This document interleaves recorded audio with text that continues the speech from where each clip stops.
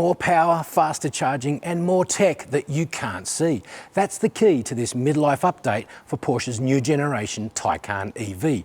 An update that Porsche says is so much more than just a midlife update.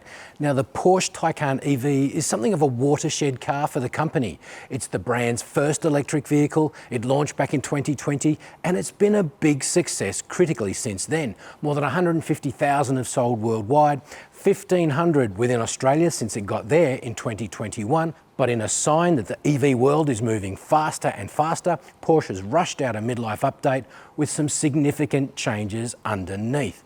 Now, first thing I can tell you is this car is coming to Australia soon.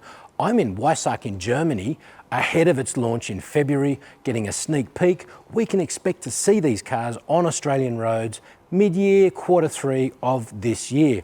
Price? Too early to say. What does it drive like? I don't know yet. Let's take a closer look. All right, let's get to it.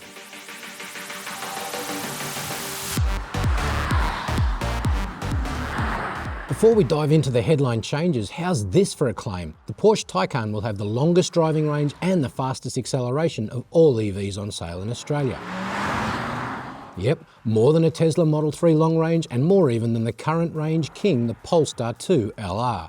In fact, the updated Taycan has considerably more power in all variants, charges faster than ever before, dynamics are improved, and creature comforts are too.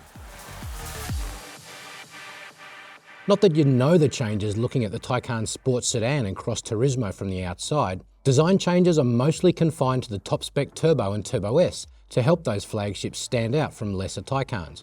Basically, it's a revised front fascia and new high-definition matrix LED headlamps. There's a revised rear end as well with updated light graphic. Badging and other detailing has been muted into a turbo knit grey. The body's overall dimensions have not changed. Weight has dropped slightly though, down 15 kilos to 2290 through various measures. Every Taycan variant has more power this time around, even the rear drive base model, which has jumped from 240 kilowatts to 300 kilowatts. The top spec all-wheel drive Turbo S has 560 kilowatts standard with an additional 70 available in 10-second bursts in a push-to-pass feature.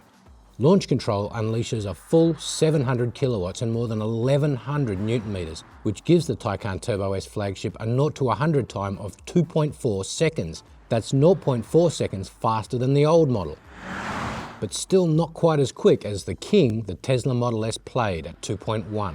Despite the higher performance, Porsche claims the Taycan is actually more energy efficient and capable of up to 678 kilometers on a single charge.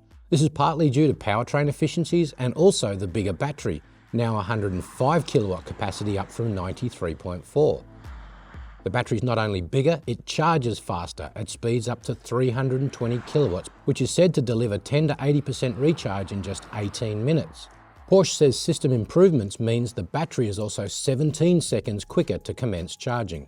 Porsche has also overhauled the adaptive air suspension and rolled out trick active systems like curve tilt, grip control, active skyhook, and helicopter function. Now, if you want more on any of those, check out my more detailed report at Drive.com.au. Porsche has also added an entrance assistant to the Taycan, which basically raises the car a few inches when a door is open to help you get in and out. Plus, soft closed doors will be available too. Other mechanical changes of note include new aero design alloy wheels that are said to add 40 kilometers to the driving range alone, and more rolling resistant tyres which also contribute to a longer drive. Interior changes are almost totally confined to the infotainment systems and graphic displays. Nothing has changed in terms of occupant space or luggage space. The seats and steering wheel are carryover, as is the dashboard's basic layout. Porsche has updated the driver instrument display, making it more overt during recharging. Apple CarPlay Plus has been included, which among other things incorporates climate controls into the Apple CarPlay so you don't need to jump out to the Porsche's menu system. The optional passenger screen can now play videos too, as can the center screen when the car is stopped in park or when you're charging. So that brings us to the end of our sneak peek at the new generation Porsche Taycan.